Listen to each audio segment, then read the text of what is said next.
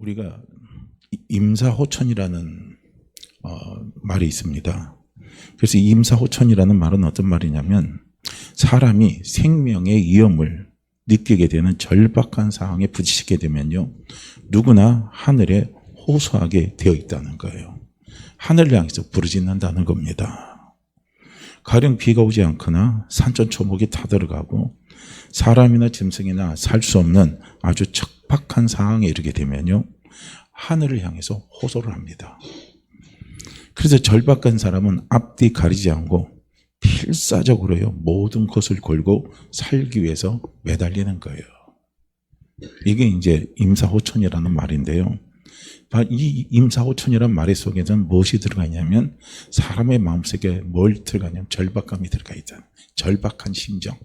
이 절박한 마음은 뭡니까? 정말 구구절절이 어떻게 합니까? 정말 벼랑 끝에 선 마음에서 간절한 마음으로 우러나는 거예요. 이게 절박한 마음이에요. 왜냐하면 내가 이 벼랑 끝에서 내가 살아나야 되는데, 살아나려면 누군가의 도움이 필요한 거예요. 그래서 거기에는 구구절절이 간절한 호소가 나오는 거예요. 이게 이제 절박한 마음입니다. 그래서 어느 장로님이 평소에는요, 편안한 마음으로 하나님 앞에 기도를 드렸대요. 그런데 6.25 때 이제 전쟁이 일어났잖아요. 그래서 이제 북한군에게 끌려갔어요. 그래서 총살을 당하게 되는, 이거 실화입니다.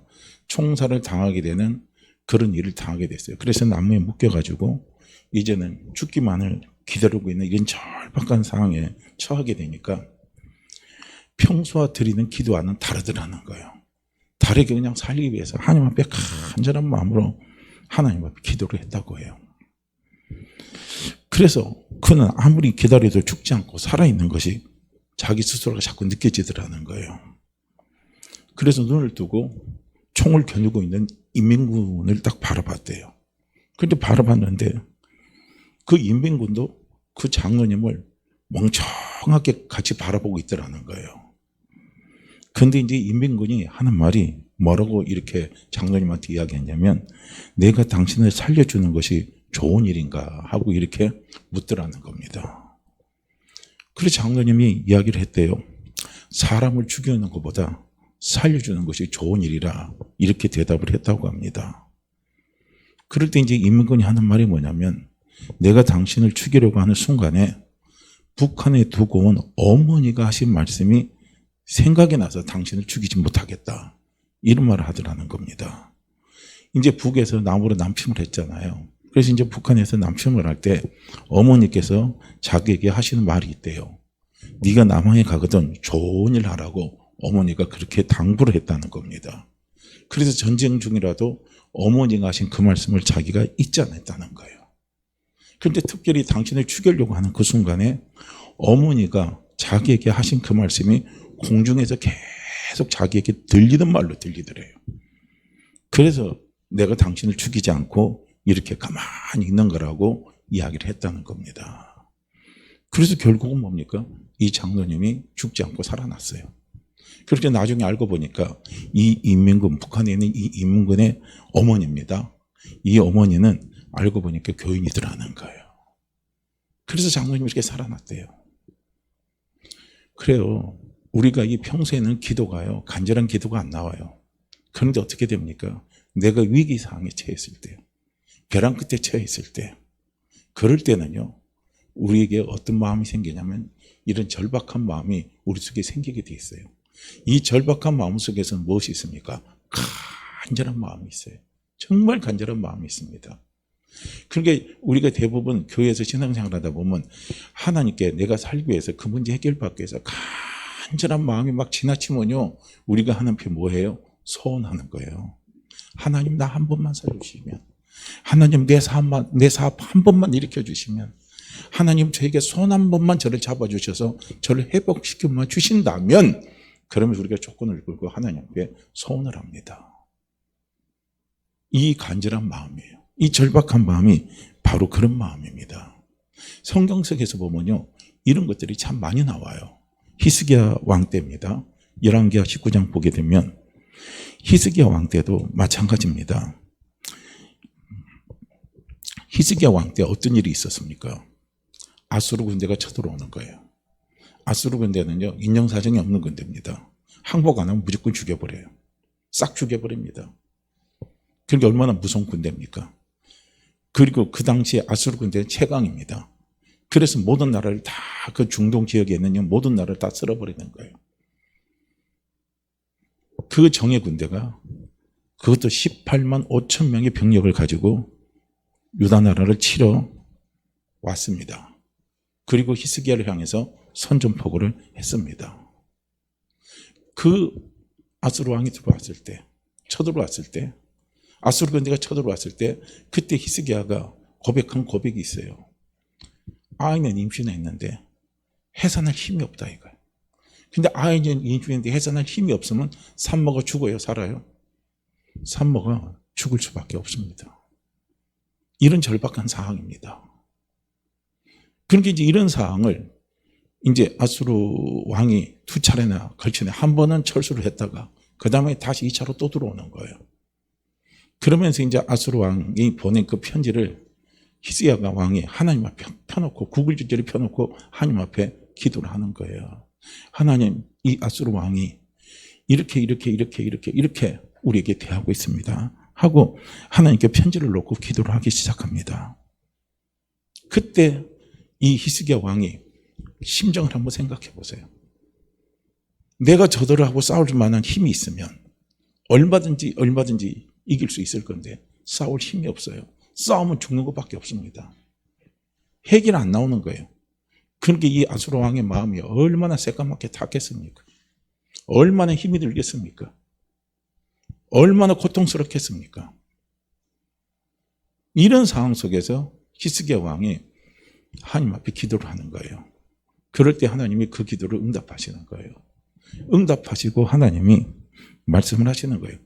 너 아수르 왕의 그 편지 때문에 두려워하지 마라. 내가 너와 함께해서 그 사람 자기 나라로 돌아가면 죽게 만들 거다. 그러니까 넌 두려워하지 말라는 거예요. 그래서 그 다음날 나가보니까 아수르 군사 18만 5천 명이 전부 다 시체로 변해 있습니다. 여호와의 사자가 나타나서 천사가 나서 그들을 다 죽여버린 겁니다. 얼마나 놀라운 기도 응답입니까? 얼마나 놀라운 기적입니까?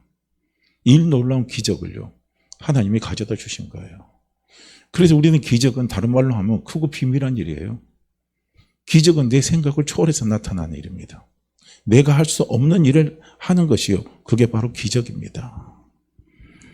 그러니까 한번 생각해 보세요. 히스기야 왕이나 아까 말한 그 장로님이에요. 총살대 앞에서 이제는 죽을 수밖에 없는 상황에 놓여 있는 이 절박한 상황입니다. 이 절박한 상황에 내가 만약에 처해 있다면 난 어떻게 할 것입니까? 그냥 하나님 앞에 그렇게 할 거예요. 그냥 평소 했던 기도대로 하나님 살리시려면 살리시고 죽이시려면 죽이시고 마음대로 하세요.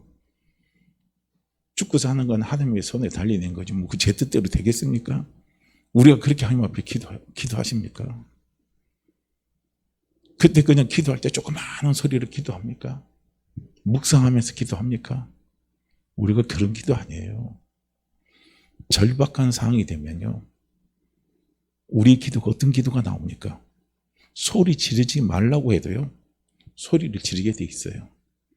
부르짖지 말라고 해도요, 부르짖게 되어 있습니다. 결코 적당하게 기도하지는 않습니다.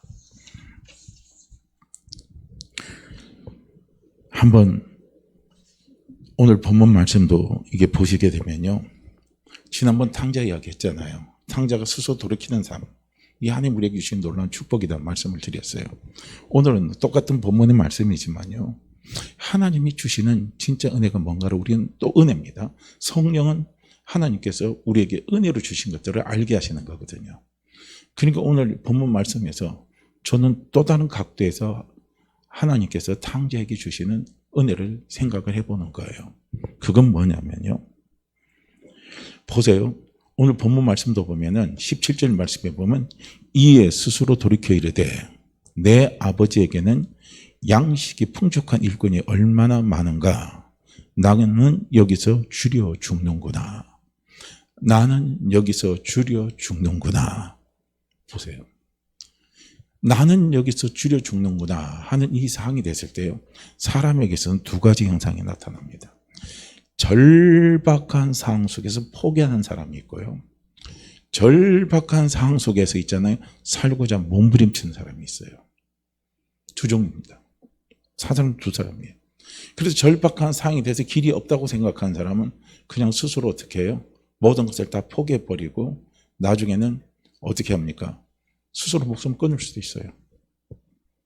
그런데 이 절박한 상황에 있다 할지라도 살려고 하는 사람, 회복을 원하는 사람, 회복을 원하는 사람은요, 간절한 마음으로 호소하게 돼 있습니다. 특히 우리 성도들 같은 경우는요, 그 절박한 상황에 우리가 처해 있고 내가 여기서 줄여 죽는구나 하는 이런 상황에 처해 있을 때요, 하나님의 백성인, 하나님의 자녀인 나에게 하나님께서 주시는 은혜가 무엇인 줄 아십니까? 그건 하나님을 향해서 절박한 마음을 가지고 간절하게 기도하는 겁니다. 그게 은혜예요. 그게 은혜입니다. 이게 얼마나 큰 은혜인데요. 우리가 절박한 상황에 처해 있을 때 절박한 마음으로 간절하게 하나님 앞에 기도할 수 있게 해주시는 거예요. 이거 하나님의 절대적인 은혜입니다. 나와 함께 하시는 성령님이 우리에게 주시는 절대적인 은혜입니다. 이 탕자에게 이런 절박한 마음이 있어요. 내가 여기서 죽게 되는구나. 그런데 탕자는 어떤 마음이냐? 내가 살고자 하는 마음이에요. 내 인생의 반전이 일어나기를 원하는 마음이에요. 내 상황이 180도 뒤집기를 원하는 그런 마음이요, 이 탕자의 마음에는 있는 거예요. 그래서 이 탕자가 드디어 어떻게 합니까? 절박한 마음의 심정을 가지고 아버지께 찾아가는 거예요. 애절한 마음의 심정을 가지고 아버지께 찾아가는 거예요. 아버지께 찾아가도요, 그냥 뻣뻣하게 머리 쳐들고 있잖아요. 자기 잘못 모르고요, 절박하고 애절한 마음 없이 아버지 앞에 찾아가면요, 아버지가 탕자를 대하는 마음이 달라질 수도 있을 겁니다. 틀림없이 달라져. 왜냐하면 저놈 아직 정신 차리려면 멀었다 이거예요. 정신 차리려면 멀었다 하면 다시 쫓아보내는 거예요. 다시 먼 나라로 보내는 거예요. 더 정신 차리도록 먼 나라로 보내는 거예요. 그런데 탕자는 뭡니까? 절박한 마음이에요. 그 절박한 마음의 표현이 뭐냐면 아버지가 나를 아들로 인정 안 해도 좋다 이거야. 나를 품꾼으로만 여겨줘도 좋겠다 이거예요. 이런 마음으로요, 어떻게 합니까? 자기 아버지께 찾아가는 거예요. 아버지 품 향해서 가는 거예요. 그러면서 탕자가 뭐라고 이야기합니까? 내가 하늘과 아버지께 죄를 지었습니다 하고 고백하는 거예요. 사실 우리 인생의 삶에서요, 찾아오는 절박한 사건은요, 거의 다 생각해보면 하나님이 그렇게 한 건 아니에요. 다 그런 상황 누가 만듭니까? 내가 만드는 거예요. 내 실수 때문에, 내 욕심 때문에, 내 허물 때문에, 사람 잘못 만나서 다 이런 것들이 일어나게 돼 있어요. 하나님이 그렇게 만드시지는 않는 거예요. 하나님은 어둠을 빛으로 만드시는 분이에요. 하나님은 절망을 소망으로 만들어주시는 분이 우리 하나님이셔요. 하나님의 본 마음은요, 우리 인생에게요, 뭘 줍니까? 저주를 주시는 게 아니에요. 하나님은 축복을 주시기를 원하시는 것이 그게 하나님의 마음입니다. 그런데 우리의 삶에 왜 그런 것들이 찾아옵니까? 그 찾아오는 이유는 뭡니까? 다 우리 때문에, 내 때문에 온 거예요. 여기에서 탕자가 줄여 죽게 되는 상황이 아버지 때문에 그랬습니까? 아버지 때문에 절대 온 게 아니에요. 누구 때문에 왔습니까? 자기 자신의 잘못된 판단과 생각 때문에 온 거예요. 오늘 우리의 삶 속에서 내가 줄여 죽게 되는 상황은요, 내 생각의 잘못된 판단과 상황 속에서 오는 거예요. 우리는 거기에서 회복되는 방법은 다른 게 하나도 없어요. 무조건 하나님이 옳습니다. 무조건 하나님의 말씀이 옳습니다. 무조건 하나님의 말씀은 능력입니다. 내가 살 길은 오직 하나님의 말씀밖에 없습니다 하고 우리는 그 말씀을 인정하고 붙잡는 것밖에요, 다른 게 없어요. 회복이 되는 것은요. 왜냐하면 내 생각 때문에 그 문제가 왔는데, 내가 줄여 죽게 되는 상황이 왔는데 거기서도 내 생각과 내 고집으로 또 나갈 겁니까? 그럼 거기서 더 죽는 거예요. 그 끝은 없는 거예요. 우린 기대할 수가 없어요. 내가 여기서 줄여 죽는구나 하는 이 상황이 딱 됐을 때는요, 우리는 빨리 어떻게 합니까? 살고자 하는 마음으로 하나님 앞에요, 나와서 간절하게 기도하는 겁니다. 간구하는 거예요. 내가 사는 길은 그거밖에 없어요. 부르짖으라고 그랬잖아요. 그럼 내가 응답하겠다 그랬잖아요. 좋은 거 주시겠다 말씀했습니다. 그럼 우리는 부르짖는 거예요. 하나님이 응답하십니다. 부르짖으면 응답하십니다. 부르짖으면 응답하십니다. 그걸 믿고 우리는 하나님 앞에 부르짖고 기도하는 거예요. 그런데 우리는요, 자꾸 기적의 열매는 생각하지 마세요. 내가 여기서 주려 죽게 되는 상황이 되면요, 우리는 또 어떤 것만 생각하죠. 누구는 그 상황에 보니까 막 막 기적의 역사가 일어난 거예요. 뭐냐면 히스기야처럼요, 막 18만 5천 명 대군이 막 한꺼번에 그냥 어느 날, 다음날 보니까 싹 죽는 있잖아요. 이런 엄청난 하나님의 기적을 막 그게 가져다 줬다 이거예요. 우리는 기적의 열매를 누리려면요, 하나님이, 우리는 분명히 알아야 돼요. 하나님께서 우리에게 주신 축복의 열매, 하나님께서 우리에게 주시는 기적의 열매, 이런 열매를 우리는 열매만 집착을 하지 마시라는 거예요. 우리는 열매만 집착을 하게 되면 우리는 실족하게 돼 있어요. 왜 나한테는 그 열매가 안 오냐 원망 불평합니다. 그런데 그 기적의 열매, 축복의 열매를 하나님께서 주시기 전에 그 열매를 누리는 사람들에게 하나님 주시는 은혜를 봐야 돼요. 그 은혜가 뭐냐면요, 하나님 앞에 절박한 심정으로 간절한 마음으로 기도했다는 거예요. 하나님께 나아갔다는 거예요. 성경은 한결같이 그렇게 이야기하고 있습니다. 그래서 지금 내 삶에 내가 여기서 주려 죽는보다는 내 삶에 이런 위기가 찾아올 때요, 하나님께서 나를 회복시켜 주시는 그 증표, 하나님께서 나에게 은혜를 베풀어 준 증표, 그 증표를 찾는다면 뭡니까? 이걸 찾아야 돼요. 내 속에 하나님께 향한, 아버지께 향한 절박한 마음의 간절한 호소, 기도하고자 하는 이 마음이 이 속에서 일어나는 거예요. 우리가 하나님 앞에요, 간절한 마음으로 호소하고 기도하고자 하는 그 마음이 있다 할지라도 기도의 현장에 나오면요, 또 바로 기도가 잘 안 돼요. 생각처럼. 저도 금식 기도하러 갔다가요, 금식은 하나도 못하고요, 그냥 한나절 있다가 땡치고 왔어요. 왜냐면 그때 갔을 때는 절박한 심정으로 갔거든요. 근데 막상 기도하려니까 기도가 안 돼요. 근데 거기서 우리 포기하지 말라는 거예요. 그럴 땐 하나님 앞에 또 절박한 마음으로 또 기도하는 거예요. 어떤 기도합니까? 하나님, 저는 절박한 마음의 심정으로 하나님 앞에 기도하기를 위해서 찾아갔는데 왜 내 기도의 문이 열리지 않는지요? 하나님, 저를 좀 불쌍히 여겨주세요. 저를 좀 긍휼히 여겨주세요. 그래서 간절한 마음으로 기도할 수 있도록 그 기도의 문을 열어주십시오. 기도의 입술이 열릴 수 있도록 저를 좀 도와달라고 기도하는 거예요. 그러면 하나님은요, 간절한 마음으로 기도할 수 있도록 우리의 입술을 열어주십니다. 내 마음의 문을 열어주셔요. 그렇게 해서 기도하게 하신다는 거예요. 참 우리 하나님요, 좋으신 하나님입니다. 그래서 보세요. 그렇게 해서 간절한 마음으로 하나님을 찾고 기도하기 시작하고 기도의 현장으로 나아가기 시작하면요, 좀 지켜보세요. 지켜보면 크고 놀라운 일이 나타납니다. 크고 비밀한 일들이 나타나요. 내 생각을 초월해서 일어나는 일들이요, 분명히 우리에게 나타내 하나님이 보여주십니다.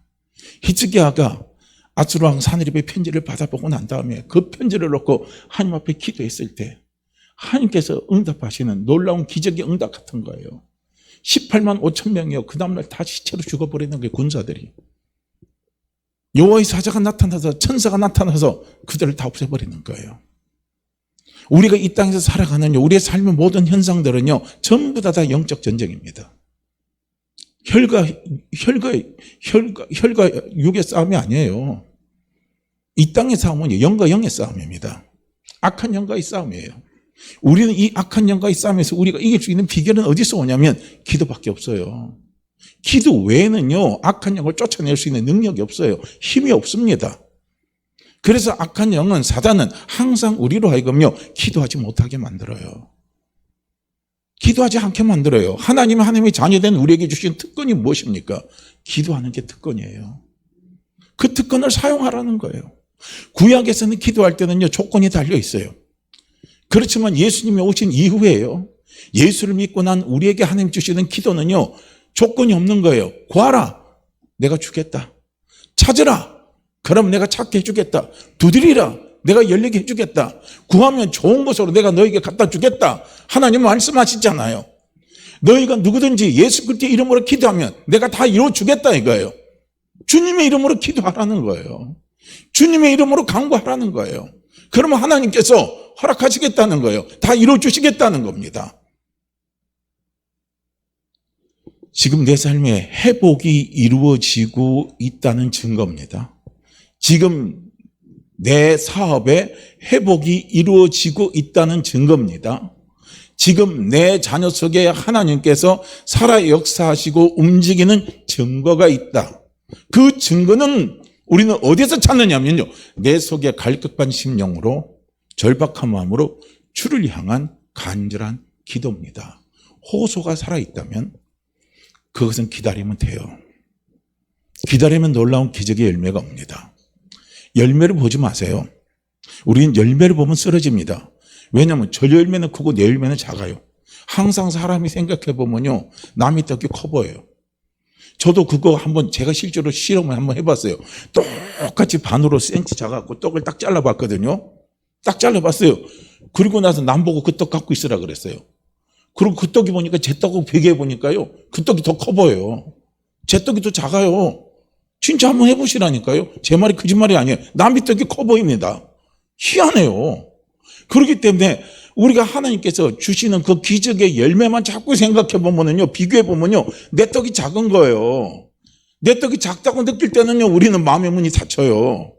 왜 저 사람은 하나님이 저렇게 축복을 해주시고 축복을 해주시고, 우리는 축복을 자꾸 열매에다 갖다 놓는 거예요. 축복은 열매가 아닙니다. 축복은 내 마음의 심령 동기를 먼저 하나님은 허락하시는 거예요.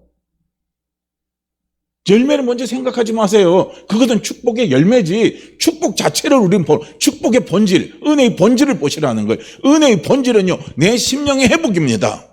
누구를 향한 내 심령의 회복입니까? 하나님 아버지를 향한 내 심령의 회복이에요. 내 중심의 회복입니다. 내 입술의 회복이에요. 내 입술의 고백의 회복입니다. 이것이 하나님 우리에게 주시는 축복이고, 이것이 하나님 우리에게 주시는 은혜입니다. 이 은혜와 축복이 우리에게 자꾸 나타나다 보면요, 그게 씨가 자꾸 뿌려지잖아요. 내 마음밭에 그 씨가 뿌려지잖아요. 씨가 뿌려지면 어떻게 됩니까? 열매가 나타나게 돼 있는 거예요. 조금만 지나보세요. 열매가 반드시 나타나지. 그래서 우리는 열매를 먼저 보지 말라는 거예요. 그러니까 어느 목사님이 고구마를 이렇게 땅에다 심어놨대요. 그래놓고 고구마가 얼마나 뒤에서, 이제 요 바깥에서 보면은 고구마가 얼마나 열렸는지 하나도 모르잖아요. 그러니까 이제 조급해갖고 못 견뎌서 땅을 파갖고 고구마가 얼마나 열렸는가 또 봤대요. 그리고 또 덮어놨대요. 계속 그렇게 하니까 나중에 고구마가 하나도 없더라는 거예요. 그냥 기다리는 거예요. 그냥 기다리는 거예요. 우린 열매를 보지 마시고 하나님이 우리에게 주시는 진정한 축복, 은혜는요, 진짜 주님이 말씀하시는 팔복입니다. 내 심령이 가난해지는 거, 내 심령이 애통해지는 거, 이런 것이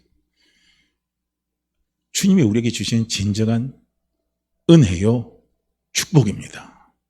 그런데 이제 구약에 가면은 대체로 우리는 자꾸 구약을 우리가 보게 되면요, 구약은 축복의 열매에 대해서 자꾸 보여주잖아요. 그런데 신약에 와서는 축복의 본질에 대해서 우리에게 보여주고 있는 것을 볼 수가 있어요.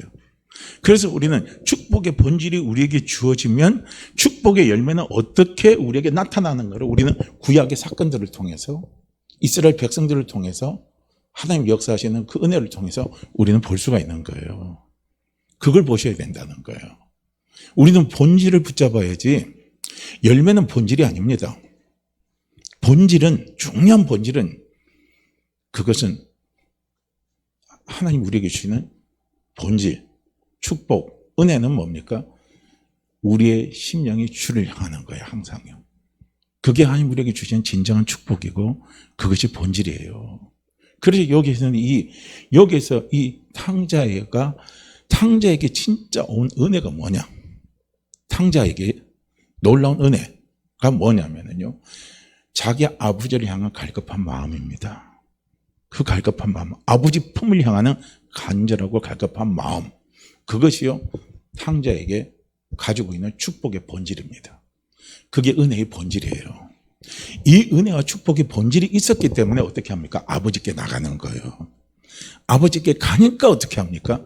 놀라운 축복의 열매, 은혜의 열매를 이 탕자가 누릴 수가 있었던 거죠. 그 축복의 열매, 은혜의 열매가 뭡니까? 아버지가 인장반지 껴주고 죽었다가 살아온 내 자식이라고 인정을 해주시고, 그리고 가장 좋은 옷을 갖다 입히고, 그리고 살찐소를 잡아다가 잔치를 막 베풀어 주잖아요. 자기의 모든 것을 다 회복시켜주는 은혜를 아버지가, 자기 탕자 아버지가 그 은혜의 열매를요 그 탕자에게 준 겁니다. 그런데 우리는 그 열매만 초점을 맞추지 마시고 이것이 없었다면 그 열매는 없는 거예요. 맞죠? 이것이 없었으면 열매가 없는 거예요. 아버지의 품을 향한 갈급한 마음입니다. 그것이 없었다면 탕자는요 그 열매를 못 먹는 거예요. 할렐루야. 그래서 항상 하나님은 우리의 중심을 살피시고 열매를 갖다 주시는 거예요. 내 중심이 삐뚤어지는 가운데 가 있으면요 그 열매는 오질 않는 거예요. 우리의 중심, 우리의 심령을 가리켜서 성경은 마음의 밭이라 그러는 거예요. 그래서 마음의 밭은 뭡니까? 이 마음의 밭, 여기에다가 좋은 씨가 심겨져야 좋은 열매가 나타나는 거거든요. 그러니까 항상 하나님은 우리의 마음의 밭을 어떻게 하는 게 기경을 시켜주시는 거예요. 그래서 마음의 밭이 좋은 가운데 가장 좋은 마음의 밭이 어떤 밭입니까? 하나님을 향한 가난한 마음이에요. 하나님을 향한 애통한 마음입니다. 오직 하나님만을 바라보고자 하는 청결한 마음이에요. 이것이 뭡니까? 옥토밭이에요. 이게 옥토밭입니다. 하나님 우리를 이 옥토밭으로 만들어 주신다는 거예요. 우리가 언제 우리의 밭이 기정되고 언제 우리의 밭이 옥토밭으로 우리가요 만들어지는 축복의 은혜를 우리가요 하나님이 가져다 주시냐면요 절박한 상황이에요. 벼랑 끝에 있을 때, 내가 여기서 주를 죽는 것보다 아무것도 되지 없을 때요, 그 상황에서는요 순수하고 깨끗한 마음입니다. 마음이 정결한 자는 복이 있나니 저희가 하나님을 볼 것이요. 마음이 정결하다는 것은 오직 하나님만을 바라본다는 거예요. 다른 거 안 바라봐요. 그 상황 되면 다른 사람 말이 들어옵니까? 내가 여기서 주를 죽게 됐는데 이놈 만나서 주를 죽였고 내 생각대로 해서 주를 죽였는데 내가 되는 게 없는데, 그런데 그 상황에서 누구의 말에 누구의 생각 속에 내 생각 속에 내 감정에 거기서 빠질 수가 있겠습니까? 절대 그것이요 나를 범지 못해요. 그럴 때는 오직 내 감정, 내 생각이 누구를 향해서 열려 있습니까? 오직 하나님을 향해서 열려 있다는 거예요. 이게 마음이 청결한 거예요. 청결한 마음으로 하나님을 향해서 애통하는 심령으로, 가난한 마음의 심령으로요 하나님께 기도하고 간구하는 거예요. 그럴 때 천국이 임하고 평안이 임하고, 그럴 때 하나님을 만나고 하나님을 경험하는요 놀라운 축복의 열매를 하나님 우리에게 가져다 주시는 거예요. 한번 생각해 보세요. 히스기야가 아수르 군대 18만 5천명이 쳐들어왔을 때 아이를 뵀는데 해산할 힘이 없어요. 그런 상황 속에서 히스기야가 자기 생각을 가졌겠습니까? 하나도 안 가져요. 오직 그 순간만은요 깨끗한 마음으로 누구를 바라봅니까? 주만 바라보는 거예요. 왜냐하면 살 길이 없기 때문에 주만 깨끗한 마음으로 바라보면 이것저것 안 바라봅니다. 12의 혈루증을 거리는 여인이요, 그 여인의 마음이 어떤 마음인 줄 아십니까? 청결한 마음이에요. 이 절박하고 간절한 마음은요 청결한 마음입니다. 오직 하나님께 향한 마음이에요. 이 청결한 마음이 그 여인에게 있었기 때문에 그가 누구를 만납니까? 예수를 만나는 거예요. 예수를 만나니까 어떻게 됩니까? 그의 질병이 치유돼 버리는 거예요. 기적이 나타나 버린 거예요. 인생의 반전이 일어나 버린 거예요. 인생의 역전이 일어나 버린 겁니다. 우리는 남이 하나님께 받은 그 기적의 열매, 축복의 열매를 주목할 것도 있지만요, 그러나 거기에 너무 집착을 하게 되면 안 돼요. 그걸 가져다 주기 전에 하나님께서 우리에게 주시는 동기입니다. 그게 본질이에요. 그 본질이 뭐냐면 청결한 마음을 주시는 거예요. 오직 주를 바라보게 하는 마음, 오직 하나님을 바라보게 하는 마음, 거기에는요 불순물이 1도도 없습니다. 정말 내가 이것저것 다 해봤어요. 저기 12의 혈루증거리 여인처럼 다 해봤는데 다 탕진했어요. 자기가 갖고 있는 재산 다 탕진했습니다. 좋은 의자 다 찾아다녔어요. 병 하나도 못 고쳐봤습니다. 그런데 나는 살고 싶어요. 근데 나는 그 병 고치고 싶은 거예요. 난 지긋지긋한 그 병에서 나는 해방되고 싶은 거예요. 그 마음에 갈급함이 있습니다. 그럴 때 예수께 나올 그런 마음으로 예수께요. 예수면 된다는 소리를 듣는 거예요. 그럴 때 예수께 나올 때요. 그 여인에게는요. 제 눈으로 볼 때는 제 경험으로 볼 때는 1도의 불순물이 없습니다. 오직 주만 바라보는 청결한 마음입니다. 순결한 마음을 가지고 나오는 거예요. 그 마음의 표현이 뭔 줄 아십니까? 예수님의 고도자락만 잡으면 내 병이 나을 것만 같다 이거예요. 이 얼마나 간절하고 얼마나 순수하고 얼마나 청결한 마음입니까? 사람이요 하나님께 대해서 청결하지 않는 사람은요 그런 상태가 되어도 어떻게 되는 줄 아십니까? 아이고 옷자락 잡는다고 병이 나을 것 같아? 능력이 나타날 것 같아? 예수님이 직접 와서 안수야 병 낫지. 그렇게 생각합니다. 그러나 거기는 그렇게 안 해요. 예수님 옷자락만 잡아도 내 병이 나을 것 같다 이거예요. 이런 순결한 마음으로 청결한 마음으로 주님을 바라보고 달려나가니까 주님 만났잖아요. 하나님을 봤잖아요. 하나님을 보니까 어떤 역사가 일어납니까? 인생의 반전이 일어나는 거예요. 혈류증 깨끗이 치유되는 역사가 일어나 버리는 거예요. 우리는 이 마태복음 9장에서요 기적의 역사가 나타납니다. 그 기적이 뭡니까? 사람의 힘으로는 치유되지 않는 질병이 치유되는 기적의 역사가 나타나잖아요. 그것이요 몇 건이 나오잖아요. 중풍병자 고친 게 나오고요. 그 다음에 시각장애인 고친 게 나오고요. 그 다음에 혈류병 고친 게 나오고요. 그 다음에 해당장 야이로입니다. 야이로의 죽은 야이로의 딸이 살아나는 사건이 나옵니다. 4사건이 나와요.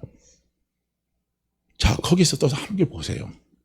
거기서 보면 2 시각장애인이요. 어떤 사건을 들었냐면은 예수님이 해당장 집에 들어가서 야이로의 딸을 예수님이 죽은 야이로의 딸을 살렸어요. 그 소식을 들은 거예요.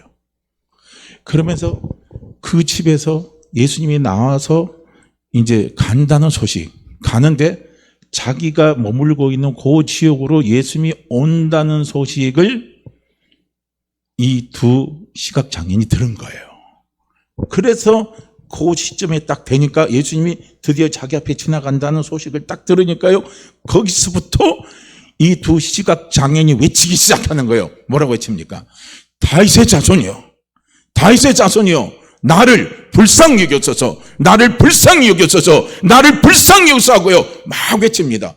그러면서 어떻게 합니까? 주변이 막 제지를 해요. 야야야 그만 설쳐라 그만 설쳐라. 그 소리가 그 시각장애인에게 들어올까요? 안 들어올까요? 전혀 그 소리 안 들어옵니다. 왜냐하면 그 순간만은요 이 시각장애인 속에서는 주께 향한 간절하고 주님만을 바라는 간절하고 청결한 마음이 그 속에 있습니다. 그런 소리가 안 들어와요. 오늘 우리가 마음이 청결하면요 마음이 오직 주께 향한 순수한 마음이 우리 속에 꽉 차 있으면요 세상에 어떤 소리가 안 들어옵니다. 주변 사람이 어떤 소리가 안 들려와요. 오직 내 속에 들려오는 소리는 어떤 소리만 들려오냐면 말씀. 하나님은 나에게 뭐라고 말씀하시는지 이거예요. 이 소리만 우리에게 들리는 거지 다른 소리가 안 들려요. 그런데 마음이 청결하지 못하면요 다른 소리가 들리기 시작해요. 사람의 소리가 들리기 시작해요. 야, 좀 조용해. 왜 그렇게 호들갑 떨어? 왜 이렇게 시끄럽게 만들어? 그러면서 그 다음에 나오는 소리가 어떤 소리가? 장애인 주제에 이런 소리가 나와요. 이런 게 되는 거예요. 그런데 그 2 시각장애는 그런 소리가 귀에 안 들리는 거예요. 오직입니다. 오직 주를 향한 마음밖에 없어요. 내가 주님 만나면, 내가 예수님 만나면 내 눈이 뜨인다는 거예요. 뜨이기를 원하는 그 마음입니다. 이게 청결한 마음이에요. 그 청결한 마음을 주님 보시고 어떻게 합니까? 부르잖아요. 그 사람을 불러서 내가 능히 이 일을 할 줄로 믿느냐 이거예요. 이 말은 어떤 말입니까? 내가 네 눈을 뜨게 할 수 있느냐 이거예요. 내가 그것을 할 줄로 너는 믿느냐 이거예요. 그러니까 그 시각장애인이 뭐라고 말합니까? 주여 믿습니다. 주여 믿습니다 하니까요. 주님이 그 시각장애인들 눈에 손을 대시고 기도하니까요. 눈이 밝아진지라. 눈이 뜨이게 되고 고침받는 기적 역사가 일어나 버리는 거예요. 보세요. 마음이 청결한 자 하나님 만납니다. 하나님 만나요. 절박한 마음의 심정을 가진 사람은요. 마음이 청결해요. 오직 하나님만 바라본다니까요. 그 순간만 하나님 바라봐요. 그래서 하나님을 딱 바라보고 하나님을 만나니까 기적이 일어나버린 거예요. 눈이 뜨이는 놀라운 역사가 일어나버리는 거예요. 그래서 우리는 열매를 보지 마시고 제가 오늘 설교예요. 결론입니다. 열매를 보지 마시라는 거예요. 뭘 보시라고요? 동기. 하나님 우리에게 주시는 축복의 본질을 보시라는 거예요. 열매의 본질을 보세요. 그 열매의 본질을 봐야 됩니다. 그 열매의 본질은 무엇입니까? 하나님이 내 심령을 주께 향한 순결한 마음으로 열어주신다는 거예요. 주를 찾기를 원하는 간절한 마음으로 열어주신다는 거예요. 이거예요. 그래서 두 소경이나 그 다음 해당장 야이로 있잖아요. 딸이 죽었잖아요. 당장 죽었어요. 방금 죽었어요. 그런데 이 해당장 야이로가 자기 딸을 얼마나 사랑하는지는 모르겠지만 너무 사랑했던 것 같아요. 그러니까 자기 딸이 죽은 게 너무 애통하고 그리고 자기 딸이 살해나기를 원하는 거예요. 그래서 어떻게 합니까? 그 절박한 마음의 심정을 가지고 주님 찾아가잖아요. 순수한 마음입니다. 깨끗한 마음이에요. 그 마음속에 주님 역사하세요. 주님 만나신다는 거예요. 그리고 주님 만나서 어떻게 합니까? 그 비웃는 사람들 있잖아요. 이제 잔식 때문에 피리 부는 사람 보고 다 오잖아요. 호곡한 사람들 오니까. 그 사람들 다 내쫓아버리잖아요. 그리고 뭐라고 합니까? 이 소녀가 죽은 것이 아니라 잔다. 이렇게 말씀하시면서 그 소녀의 손을 딱 붙잡고 일어나라 하니까 어떻게 합니까? 소녀가 일어나 버리는 거예요. 살아나는 놀라운 기적이 일어나 버린 겁니다. 이거예요. 거기에 다 공통적인 거예요. 히스기야나. 한번 보세요. 성경에서 일어난 기적입니다. 하나님이 기적의 열매를 가져다 주시기 전에 공통적인 게 나오는 게 있어요. 그게 뭐냐면 절박한 마음, 간절한 마음입니다. 청결한 마음을 하나님 허락해 주시는 거예요. 홍해가 딱 가로막혀 있을 때 모세의 심정이 어땠을까요? 백성들은 죽겠다고 야단치는데 정말 야단치는데 모세 입장인데 지도의 입장에서 어떻겠습니까? 다른 생각이 들어오겠어요? 안 들어와요. 오직 하나님만 바라보죠. 하나님만 바라보니까 길이 열리는 거예요. 홍해가 갈라지는 역사가 일어나 버리는 거예요. 그래서 우리는 하나님을 볼 때, 주님을 뵐 때요. 우리의 삶에 놀라운 반전이 일어나는 거예요. 우리의 삶에 놀라운 역전이 일어나는 겁니다. 정말 내 삶에 역전이 일어나기를 원하신다면 하나님께서 내 삶의 역전을 가져주신다면요. 우리는 그 증표, 그 표징, 그것은 무엇이냐? 다른 데 있지 않아요. 열매 있는 것이 아니라 무엇에 있다고요? 지금 내 마음이 주를 향한 간절한 마음으로 지금 내 마음이 주를 찾는 겁니다. 이것이요. 주께서 내 인생에 반전을 갖다 주시고 내 삶에 반전을 갖다 주시고자 하시는 그분의 증표입니다. 우리는 이걸 보시라는 거예요. 그래서 하나님께 우리는 기도하자고요. 하나님 열매를 보는 자가 되는 것이 아니라 열매를 가져다 준 본질을 보고 달려나가는 믿음의 사람이 되게 하옵소서. 항상 탕자처럼 내가 여기서 주를 죽게 되었구나 하는 이런 상황이 되었을 때 주여 내 자신에 대해서는 포기하고 절망할지 몰라도 그러나 하나님께 향한 내 자신에 대해서요, 내 주변의 환경에 대해서 내가 포기하고 절망하는 순간에요, 우리는 하나님을 바라보면, 하나님만 바라보게 되면 그게 순수한 마음이 되는 거예요. 청결한 마음은 내 자신에 대한 절망이 와야 돼요. 내 자신에 대한 포기가 와야 되는 거예요. 그러면 순수한 마음으로 하나님을 바라보게 되어 있습니다. 나를 포기하지 못하고 내 속에 내에 대한 절망이 가득 차지 못하면 우리는 주를 향한 마음의 청결함이 생기질 않아요. 이게 우리에게 필요한 거예요. 그래서 그런 상황이 됐을 때 오직 나 자신에 대해서는 절망하고 나 자신에 대해서는 실망하고 좌절한다 할지라도 그러나 오직 순수한 마음으로 주를 바라볼 수 있도록 간절한 마음으로 주를 바라볼 수 있도록 성령님 내 삶에 축복을 허락하옵소서, 은혜를 허락해 주시옵소서 하고요. 우리가 평소 기도하세요. 예방주사 맞아놔야 돼요. 평소 자꾸 그런 기도를 할 때 성령께서 들으시고 그 순간이 될 때 우리에게 그런 마음으로 간절히 기도할 수 있도록요 그분이 도와주십니다. 이걸요 우리는 꼭 보시고 늘 하나님 앞에 그 청결한 마음으로, 간절한 마음으로 우리가 믿음의 삶을 살아갈 수 있는요 우리 모두가 되기를 주의 이름으로 축복합니다. 자, 우리 이 말씀 같이 읽고 기도합니다. 17절입니다. 누가복음 15장 17절이에요. 같이 읽죠. 이에 스스로 돌이켜 이르되 내 아버지에게는 양식이 풍족한 품꾼이 얼마나 많은가, 나는 여기서 주려 죽는구나.